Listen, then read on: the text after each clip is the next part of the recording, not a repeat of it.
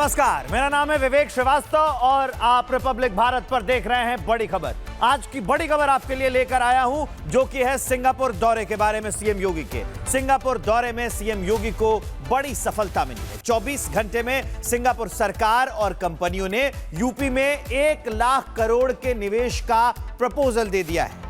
योगी ने कानून का राज कायम करके यूपी की तस्वीर ऐसी बदली है कि वो सिंगापुर तक सुनाई दे रहा है।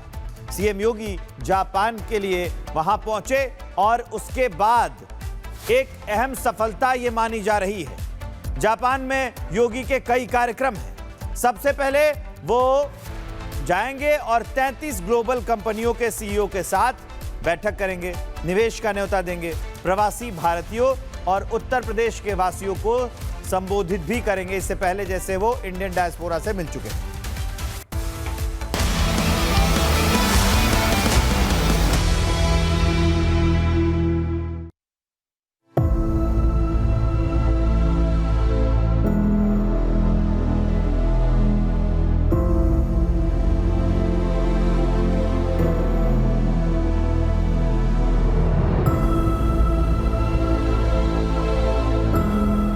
यूपी के सीएम योगी आदित्यनाथ यूपी में निवेश लाने के लिए सिंगापुर यात्रा में हैं। 2 दिन तक सिंगापुर सरकार के मंत्रियों और बिजनेस लीडर्स के साथ बैठकें की।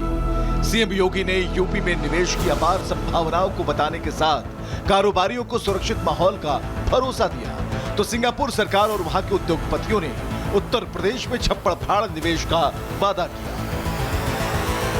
उत्तर प्रदेश में आने वाला एक एक इन्वेस्टमेंट न केवल सुरक्षित है, बल्कि दुनिया के अंदर सबसे अधिक संभावनाओं को आगे बढ़ाने वाला भी साबित होगा। इसमें कोई संदेह किसी को भी नहीं होना चाहिए।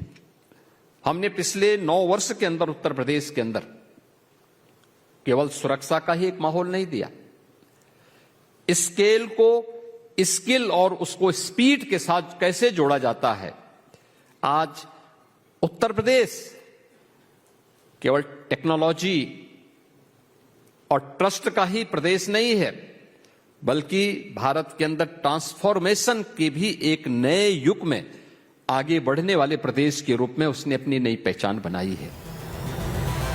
सीएम योगी ने सिंगापुर में Temasek, GIC, USC, SATS, UPPN, GSS greens, शेपको, ब्लैकस्टोन कंपनियों के चेयरमैन और सीईओज को प्रेजेंटेशन देकर बदलते यूपी की तस्वीर दिखाई। 4 एक्सप्रेसवे, 10 एयरपोर्ट वाले यूपी के अलग अलग सेक्टर्स में सिंगापुर ने 1 लाख करोड़ के निवेश का प्रस्ताव दिया। इतना ही नहीं, 60,000 करोड़ के निवेश को लेकर एमओयू साइन हुए। साफ है कि योगी आदित्यनाथ सरकार के आने के बाद देश विदेश में यूपी को लेकर लोगों के बीच सोच बदली, जिसका नतीजा निवेश के ये प्रस्ताव है। सबसे अधिक सिंगापुर भारत के अंदर इन्वेस्टमेंट करता है और उन स्थितियों में भारत के अंदर उत्तर प्रदेश इसके लिए अपने आप में एक ड्रीम डेस्टिनेशन के रूप में अपने आप को आप सबके सामने प्रस्तुत कर रहा है, क्योंकि उत्तर प्रदेश आज के दिन पर केवल लैंड ऑफ पोटेंशियल ही नहीं है, बल्कि हमने लैंड ऑफ पोटेंशियल से लैंड ऑफ परफॉर्मेंस की इस यात्रा को सफलतापूर्वक आप सबके सामने प्रस्तुत करने में सफलता प्राप्त की है। यूपी देश का सबसे बड़ा लैंड बैंक वाला प्रदेश है। योगी सरकार के सत्ता में आने के बाद सैमसंग जैसी कई मल्टीनेशनल कंपनियों ने यूपी में उद्योग लगाए। सरकार की तरफ से कंपनियों को विश्व स्तरीय इंफ्रास्ट्रक्चर उपलब्ध कराया गया। योगी ने बताया कि यूपी में केवल इंडस्ट्रियलाइजेशन के लिए बल्कि सर्विस सेक्टर में भी अनंत संभावनाएं हैं।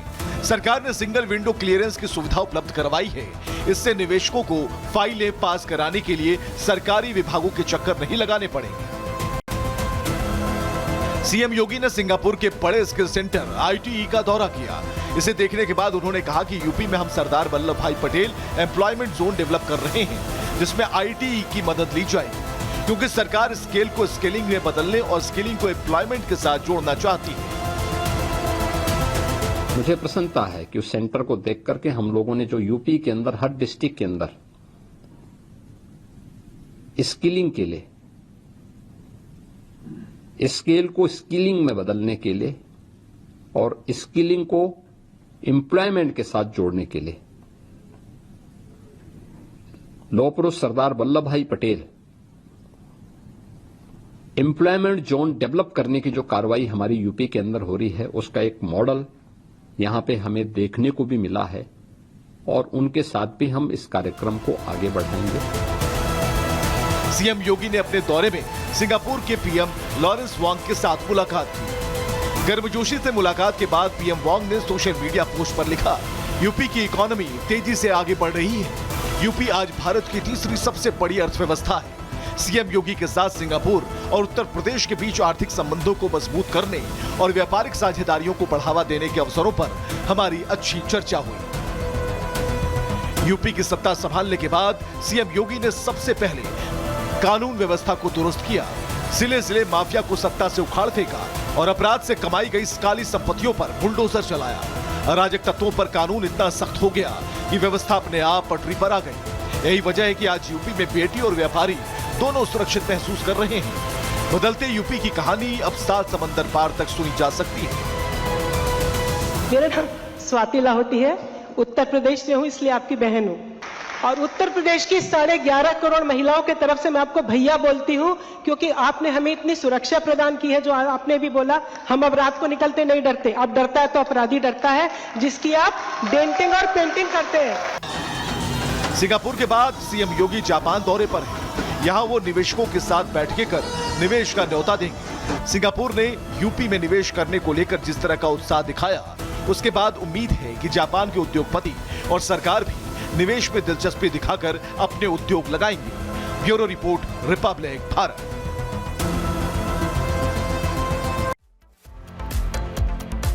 सिंगापुर के बाद सीएम योगी जापान के लिए रवाना हो गए। जापान में योगी के कई कार्यक्रम हैं। सबसे पहले वो 33 ग्लोबल कंपनियों के सीईओ के साथ बैठक करके निवेश का न्योता देंगे। प्रवासी भारतीयों और उत्तर प्रदेश के वासियों को संबोधित करने के साथ स्कूली बच्चों से भी संवाद करेंगे।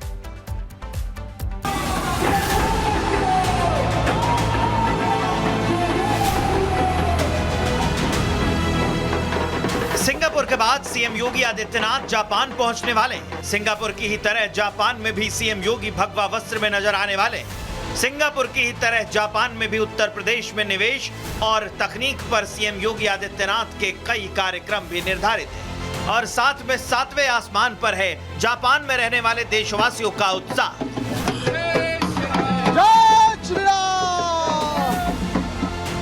इधर लखनऊ में सीएम योगी का जापान दौरा तय है। उधर टोक्यो से लेकर भगवा जश्न की शुरुआत हो गई। सनातनी एकता और हिंदुत्व के पोस्टर बॉय बन चुके योगी आदित्यनाथ के लिए जापान में रह रहे भारतवासियों ने जोरदार तैयारी शुरू कर दी। जापान के अलग अलग हिस्सों में मंदिरों को सजाया गया। भगवा कुर्ता और साफा पहनकर सड़कों पर प्रभु श्री राम के जयकारे लगाए जाने लगे। सीएम योगी के जापान पहुंचने से कई दिनों पहले से ही उनके स्वागत की जोरदार तैयारी शुरू हो गई। जापान में जहां जहां सीएम योगी को जाना है, उन इलाकों में मंदिरों को भव्य रूप से सजाया गया है। जय माता दी और जय श्री राम के नारे के साथ भारतीय अप्रवासी सड़कों पर अभी से उतर गए। अपने 9 साल के कार्यकाल में दूसरी बार विदेश दौरे पर सीएम योगी आदित्यनाथ एक तरफ यूपी में निवेश लाने की प्लानिंग को जमीन पर उतार रहे हैं, तो वहीं दूसरी तरफ विकास के साथ विरासत की भी बात कर रहे हैं। पहले सिंगापुर में भगवा वस्त्र पहनकर योगी आदित्यनाथ ने डेलीगेट्स से मुलाकात की और अब सीएम योगी उसी भगवा वस्त्र में जापान के बड़े बड़े डेलीगेट्स के साथ उत्तर प्रदेश के विकास का खाका खींचेंगे। इस बात में कोई दो राय नहीं है कि तकनीक के मामले में जापान का कोई सानी नहीं है। सीएम योगी आदित्यनाथ इस बात को भलीभांति जानते हैं।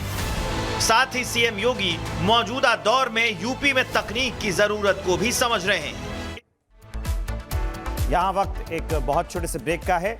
बड़ी खबर में आपसे जुड़ी खबरें और बड़ी खबरें हम लेकर आप तक आते रहेंगे, लेकिन रिपब्लिक भारत पर खबरें जारी रहेंगी। छोटे से ब्रेक के बाद तुरंत होते हैं हाजिर।